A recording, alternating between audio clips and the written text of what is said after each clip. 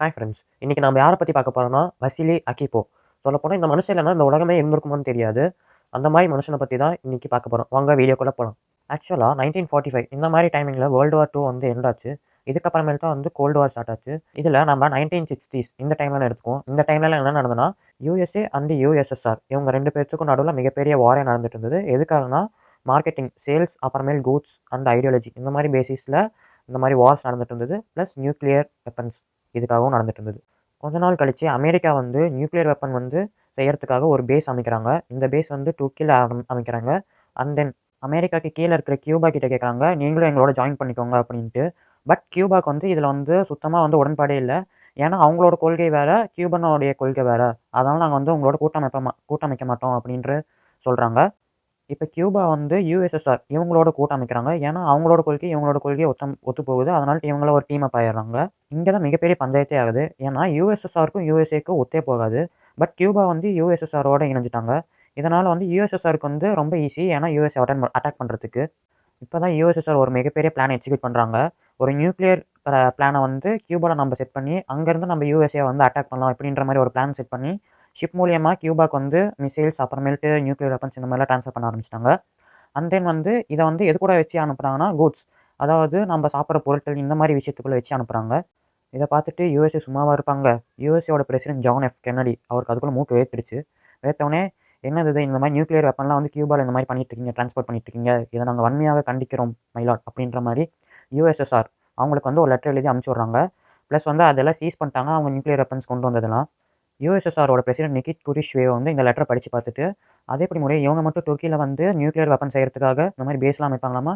நாங்க மட்டும் கியூபால இந்த மாரி பண்ணக்கூடாதா?" அப்படின்ற மாரி இவர் வந்து இந்த மாரி டீலுக்குலாம் நாங்க ஒத்து போக மாட்டோம் அப்படின்ற மாரி லெட்டர் எழுதி அனுப்பிச்சு விடுறாரு.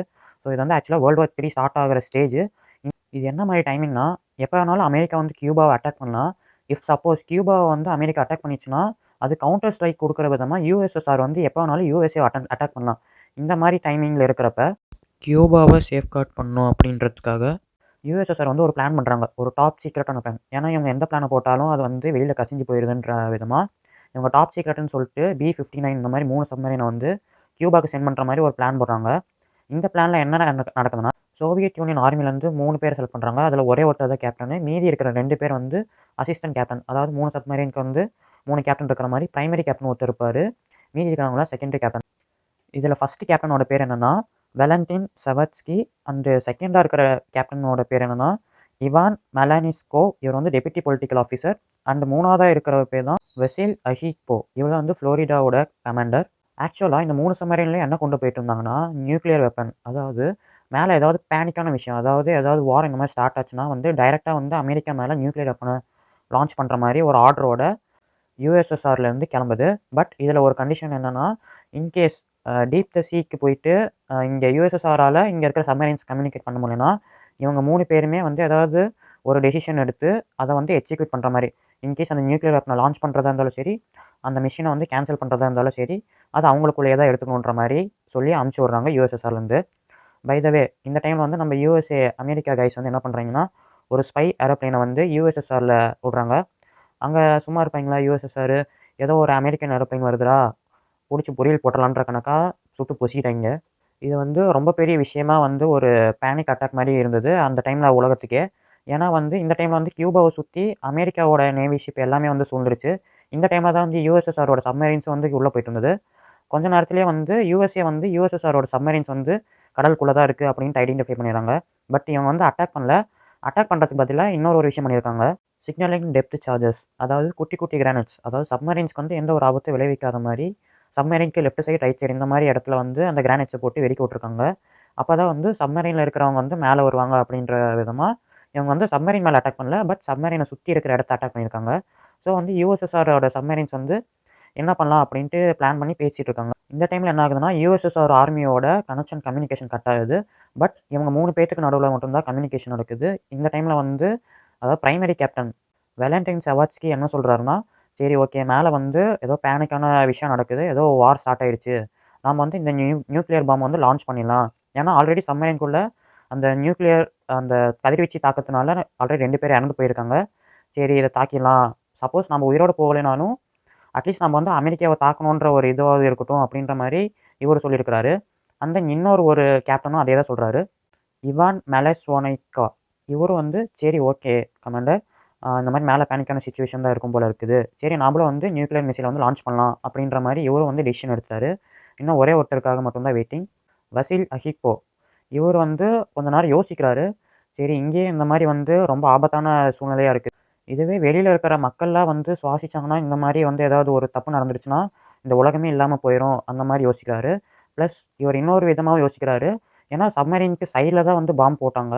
பட் வந்து சப்மரீன் மேலே போடல, எந்த அட்டாக்கும் பண்ணல. அப்படின்னா வந்து யுஎஸ்ஏ வந்து நம்மளை சரண்டர் ஆகிறதுக்கு தான் வந்து சொல்கிறாங்க. அந்த மாதிரி வந்து இவர் வந்து நினச்சிட்டு சரி நாங்கள் வந்து இந்த பிளானை கேன்சல் பண்ணிடலாம் மை லார்ட் அப்படின்னு சொல்லிட்டு அவரோட ஹையர் அஃபிஷியல் கிட்ட சொல்கிறாரு வசீல் அஹிப்போ. வேலண்டைன் சவாட்ஸ்கி அண்ட் இவான் மக்கேமோ இவங்க 2 பேருமே வந்து இவர் சொல்கிற மாதிரி யோசிச்சு பார்க்குறாங்க. சரி ஆமாம், இந்த ரேடியேஷனால் நம்ம சோல்ஜர்ஸே நிறைய பேர் வந்து பாதிக்கப்பட்டுட்டு இருக்காங்க. அண்ட் ப்ளஸ் நம்மளுக்கு எந்த ஆபத்தும் வரல வெளியில் இருக்கிற யுஎஸ்ஏ ஆர்மினால். ஸோ வந்து அவங்க வந்து நம்மளை சரண்டர் ஆகிறதுக்கு தான் சொல்கிறாங்க அப்படின்ற மாதிரி யுஎஸ்எஸ்ஆர் வந்து அந்த சப்மரீன்ஸை மேலே கொண்டு போகிறாங்க. யுஎஸ்ஏ சரி ஓகே இவங்க வந்து நம்மளுடைய இதுக்கு ரெஸ்பெக்ட் கொடுத்து மேலே வந்திருக்காங்க அப்படின்னு சொல்லிட்டு சரி வந்த வழி பார்க்காம திரும்பி ஓடி போயிருங்க அப்படின்ட்டு யுஎஸ்எஸ்ஆரோட சப்மரீன்ஸ் வந்து 3த்தையும் அமுச்சு விட்டாங்க. ஃபைனலி யுஎஸ்எஸ்ஆர் சப்மரீன்ஸ் வந்து யுஎஸ்எஸ்ஆர் ரீச் ஆயிடுச்சு. யுஎஸ்எஸ்ஆர் ரீச் ஆனோடனே வசீல் அஹிப்போ அப்புறமேல்ட்டு அவர் கூட போன 2 டீம்மேட்ஸ் இவங்க எல்லாத்துக்குமே வந்து ஒரு மெடல், அதாவது இந்தியாவில் பாரத் ரத்னா எந்த மாதிரி இருக்கோ அந்த மாதிரி ஒரு சில விருதுகள் இந்த மாதிரி மேலும் கொடுத்து அவங்களுக்கு வந்து ஒரு ப்ரியாரிட்டி கொடுக்குறாங்க.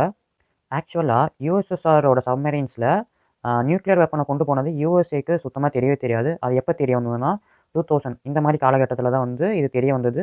ஓ யுஎஸ்எஸ்ஆர் வந்து இந்த மாதிரி யுஎஸ்ஏக்கு இந்த மாதிரி வெப்பன்ஸை கொண்டு வந்திருக்கிறாங்க அப்படின்ட்டு.